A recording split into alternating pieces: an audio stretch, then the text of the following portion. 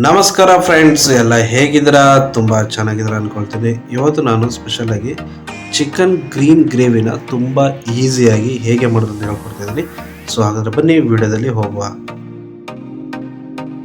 Chicken gravy ಮಾಡಲಿಕ್ಕೆ ಒಂದು ಬಾಣಲಿಲಿ first ಮಸಾಲೆ ರೆಡಿ ಮಾಡ್ಕೊಳ್ಳುವ. ಸೊ ಒಂದು ಬಾಣಲಿಗೆ ಎಣ್ಣೆ ಹಾಕ್ಕೊಂಡು ಅದಕ್ಕೆ ಕಾಳುಮೆಣಸು, ಚಕ್ಕೆ, ಲವಂಗ, ಏಲಕ್ಕಿ ಮತ್ತು ಸೋಂಪು ಹಾಕ್ಕೊಂಡು ಸ್ವಲ್ಪ ಫ್ರೈ ಮಾಡ್ಕೊಳ್ಳೋದು. ಫ್ರೈ ಆದ ನಂತರ ಇದಕ್ಕೆ ಸಣ್ಣದಾಗಿ ಹೆಚ್ಚಿಟ್ಕೊಳ್ಳುವಂಥ ಈರುಳ್ಳಿನ ಹಾಕ್ಕೊಂಡು ನಿಧಾನವಾಗಿ ಫ್ರೈ ಮಾಡ್ಕೊಂಡು ಸ್ವಲ್ಪ ಫ್ರೈ ಆದ ನಂತರ 4 ಹಸಿರು ಮೆಣಸಿನಕಾಯಿ ಮತ್ತು ಬೆಳ್ಳುಳ್ಳಿ, ಶುಂಠಿ ಹಾಕ್ಕೊಂಡು ಇನ್ನೊಮ್ಮೆ ನೀಟಾಗಿ ಫ್ರೈ ಮಾಡ್ಕೊಳ್ಳುವ. ಬೇಕಿದ್ರೆ ನೀವು ಶುಂಠಿ ಬೆಳ್ಳುಳ್ಳಿ ಪೇಸ್ಟ್ ಆದರೂ ಹಾಕ್ಕೊಳ್ಬೋದು. ಈಗ ಸ್ವಲ್ಪ ಫ್ರೈ ಆಗಿದೆ. ಈಗ ಇದಕ್ಕೆ ತೆಂಗಿನಕಾಯಿ ಈ ರೀತಿ ಸಣ್ಣದಾಗಿ ಹೆಚ್ಚಿಟ್ಕೊಂಡಿದ್ದು ಹಾಕ್ತಿದ್ದೀನಿ. ಇಲ್ಲಾಂದರೆ ತುರಿದ ತೆಂಗಿನಕಾಯಿನಾದರೂ ಹಾಕ್ಕೊಳ್ಬೋದು. ಇದು ಸ್ವಲ್ಪ ಫ್ರೈ ಆಗೋದು. ಇದಕ್ಕೆ ಒಂದು ಮೀಡಿಯಮ್ ಗಾತ್ರ ಟೊಮೆಟೊನ ಹಾಕ್ಕೊಂಡು ಇನ್ನೊಮ್ಮೆ ಬೇಯಿಸ್ಕೊಳ್ತಾ ಇದ್ದೀನಿ. ಇದನ್ನ ಒಂದು 2 ನಿಮಿಷ ಮುಚ್ಚಿ ಬೇಯಿಸ್ಕೊಳ್ಳೋಣ. ಬೆಂದಾದ ನಂತರ ಇದಕ್ಕೆ ಕೊತ್ತಂಬರಿ ಸೊಪ್ಪು, ಪುದೀನ ಸೊಪ್ಪನ್ನು ಹಾಕ್ಕೊಂಡು ಇದನ್ನು ನೀಟಾಗಿ ಫ್ರೈ ಮಾಡಿಕೊಂಡು ತಣ್ಣಗಾಗಕ್ಕೆ ಬಿಟ್ಟು, ತಣ್ಣಗಾದ ನಂತರ ಮಸಾಲ ರೆಡಿ ಮಾಡಿ ಇಟ್ಕೊಳ್ಳುವ.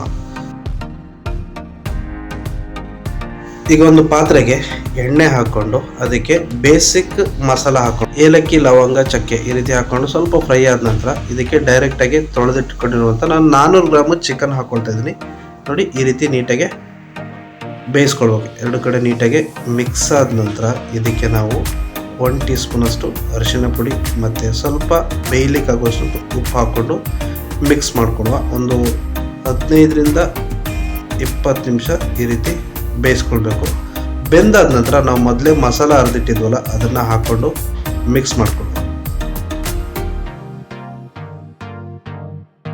ಈ ಟೈಮಲ್ಲೇ ಟೇಸ್ಟ್ ನೋಡ್ಕೊಳ್ಳಿ. ಉಪ್ಪು ಕಮ್ಮಿ ಇದ್ದರೆ ಉಪ್ಪು ಹಾಕ್ಕೊಳ್ಬೋದು. ಉಪ್ಪು ಹಾಕ್ಕೊಂಡ ನಂತರ ಇನ್ನೊಮ್ಮೆ ನೀಟಾಗಿ ಮಿಕ್ಸ್ ಮಾಡಿಕೊಂಡು ಒಂದು 2ರಿಂದ 3 ಕುದಿಸ್ಕೊಳ್ಳಿ.